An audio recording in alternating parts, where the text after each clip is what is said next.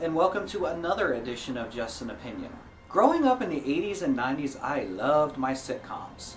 They were a mix of relatable situations, family harmony you wish that you could have, and some extreme moments that you thankfully only saw in a very special episode. Many dealt with similar situations, so in this episode I'm going to rank my top 10 favorite sitcom robbery episodes. Some of these episodes deal with the robbery itself, but others are focused on how the characters cope afterwards. So we deal with some themes of feeling safe in one's home, the formation of neighborhood watch groups, and even some subversive messages towards having a gun in the house. But there is one thing you can be certain of in all of these examples, and that is that the robbery would never be mentioned in any future episodes, as the show was on to a brand new adventure the next week. Number 10 is Herman's Head, Guns and Neurosis. This episode is unique on my list since it features a single man versus a family household. After a rousing game of racquetball, Herman comes home to find his apartment's been robbed. Tying in with the show's premise, in his mind he goes through a gamut of emotions. Please! Let's not panic! Oh my god! Oh my god! Oh my god! I said not panic! Sorry, I misunderstood the instructions. Acting under impulse and peer pressure, Herman decides to have a gun in his home. I like it a lot. Put that down. Don't you realize guns are just phallic symbols? But things go horribly wrong as Herman shoots the very man he borrowed the gun from after another suspected break-in. While you think this would be tragic, the episode is completely comedic from this point going forward. I shot Mr. Crawford, but it isn't my fault. He came in dressed as an intruder because he didn't think I was man enough to shoot. God love him, he didn't let me down. Everybody, sing. Sunrise, sunset, sunrise, sunset. All is well, but Herman decides in the end he'd rather not have Smith and Wesson as his roommates. Number 9 is Small Wonder, Neighborhood Watch. The Lawsons come home from a night of spicy Mexican food to discover they've been burglarized. Unfortunately, Vicky was locked away and unable to help.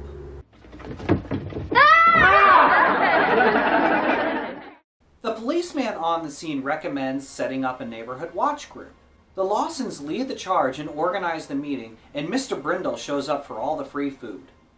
He thinks the whole idea is a joke, as a handgun is his only means of security that he needs. Meanwhile, Jamie modifies Vicky a little bit to become a home security robot. Unfortunately, Vicky takes her job a little bit too seriously. That is really great, Jamie. Halt and identify yourself. I mean, I'm really impressed. I repeat, halt. Yeah, that's enough, Vicky. Free slime ball. Meanwhile, Mr. Brindle leaves Harriet with the Lawsons so he can attend his caribou meeting. Upon his return, though, he learns that his home was nearly burglarized, and it was the neighborhood watch group that alerted the police in time. So you want to change your mind about joining us, Bullwinkle? Forget it. Oh, by the way, I think this is yours. We got it off the burglar. I hid that in my most secret place. Number 8 is Kate and Allie, The Nightmare Before Christmas. It's Christmas time, and the Lowell McArdle clan want to forego the normal celebration, instead going on a once-in-a-lifetime ski trip. To help with the costs, the family offers their neighborhood to shop for them, wrap their presents, and even bake goods for a small price. I'm starving. Me too. Do owls ever get a lunch break? Sorry, the kitchen is occupied. Keep wrapping. But we can't work without food. Touch that angel and you'll be one. Those cookies are for the customers. They are a busy bunch of Christmas elves, and just as they're nearing the finish line, their home is broken into with all of their customers' presents stolen. Oh my God! The presents, they're gone. We've been robbed! This is gonna be the worst Christmas ever! They have one day to fulfill the commitments to their clients, but unfortunately they have to use their vacation money since the insurance claim will take some time. They are successful with delivering all the presents, but Allie and all the kids are heartbroken and exhausted with all that they lost. Luckily, Kate's faith in Christmas starts to rub off on everyone as they realize they haven't lost everything.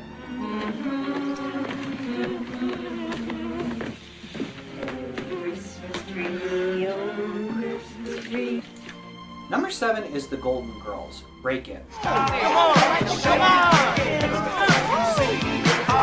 No, not that break-in. The girls are shocked when they return from a Madonna concert, discovering that their home's been broken into. They were probably looking for drugs.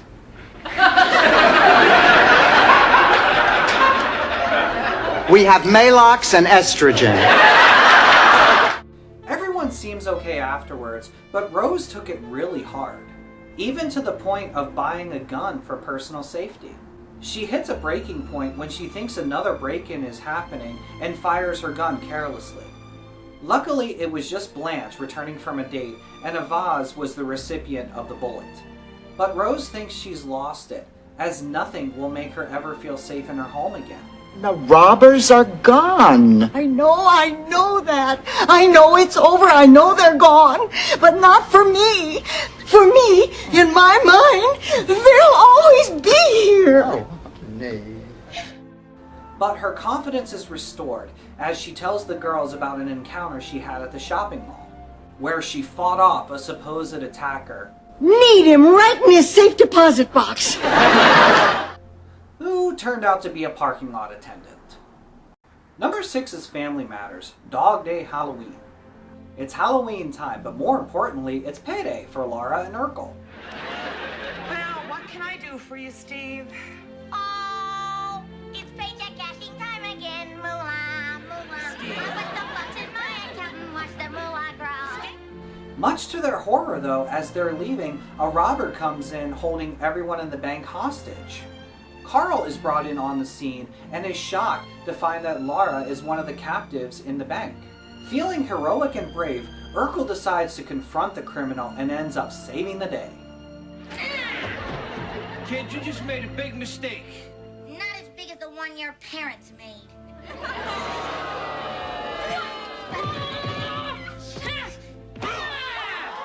But it was just his imagination,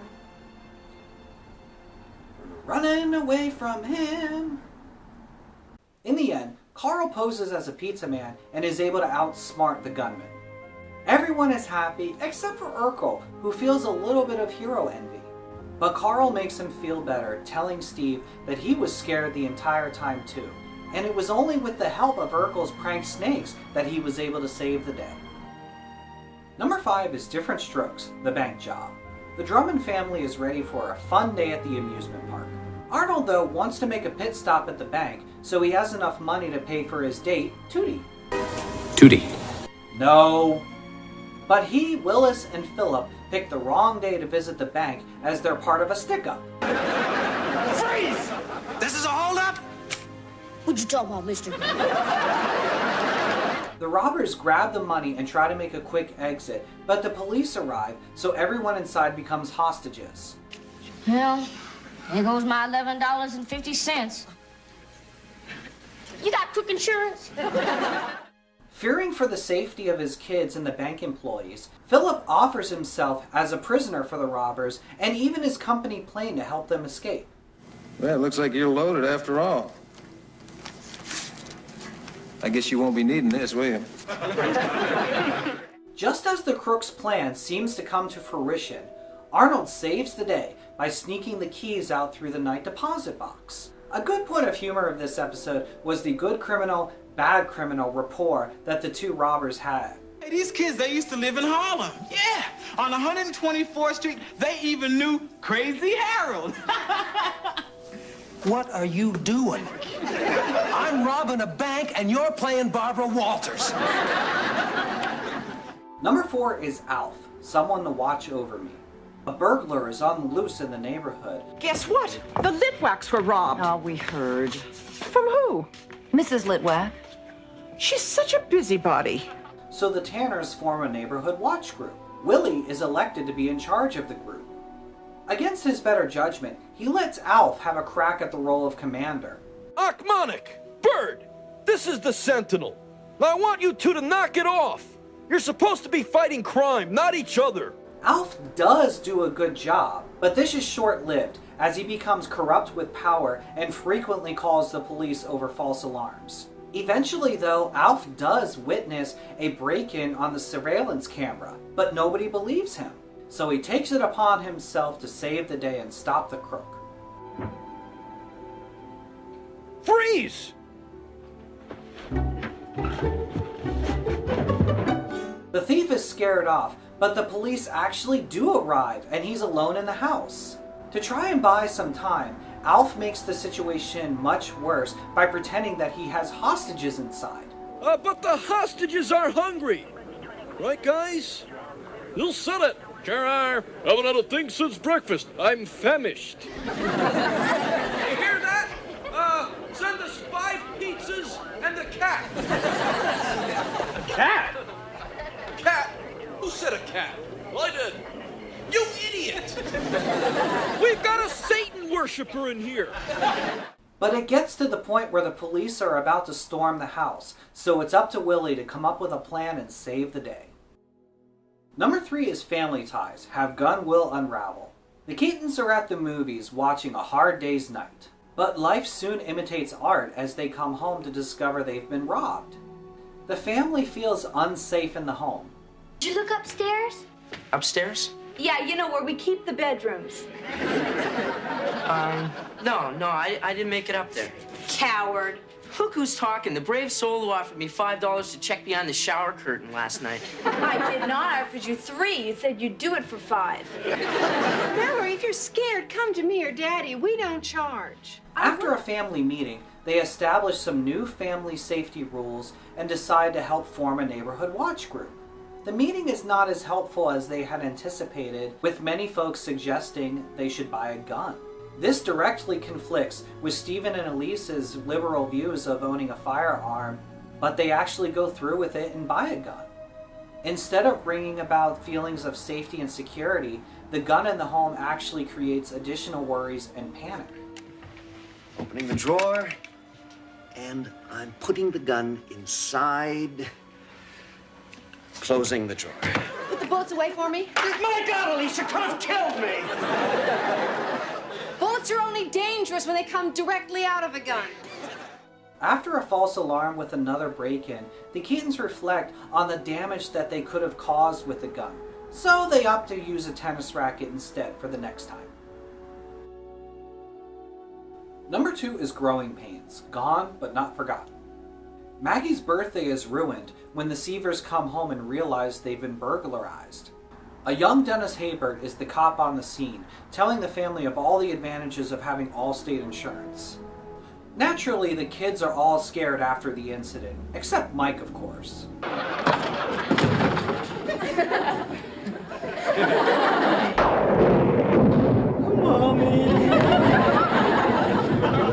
Eventually, it's revealed that the whole family not only feels violated, but is concerned with feeling safe in their home going forward. Jason uses this as an opportunity to discuss the psychology of feeling safe. All I want is for my kids to feel as safe as I did when I was a little girl. Maggie, your father was a policeman. This includes the discussion of owning guns in the home, but also how safety is really about a comfort that one can possess internally only. Dad, the question doesn't make sense. Why not? Well, if we're feeling safe and secure, no one can steal that. And isn't that exactly what they... We're letting the thieves do to us. Yeah, that's right. The family talks through the night, but in the morning has a renewed sense of feeling safe. Number 1 is Diff'rent Strokes, Rashomon 2. This episode finds the Drummond family held at gunpoint in their home by a not-so-smooth criminal.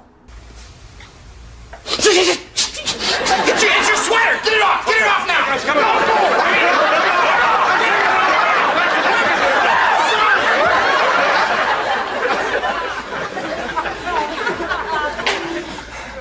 I'm allergic to acrylic. Pearl goes into a panic and Kimberly takes her into the kitchen just as a gunshot is heard. Not knowing what happened, they quickly make their exit. To their relief, everyone is okay except for the burglar who was knocked unconscious. The police arrive and ask for a statement. You want to tell me exactly what happened here? Yes. Yes, I was just The episode then parodies Akira Kurosawa's film Rashomon, as Willis, Arnold, and Philip all tell completely different tales of how the criminal was defeated, each branding themselves the hero of the story. And I put him away with a roundhouse right.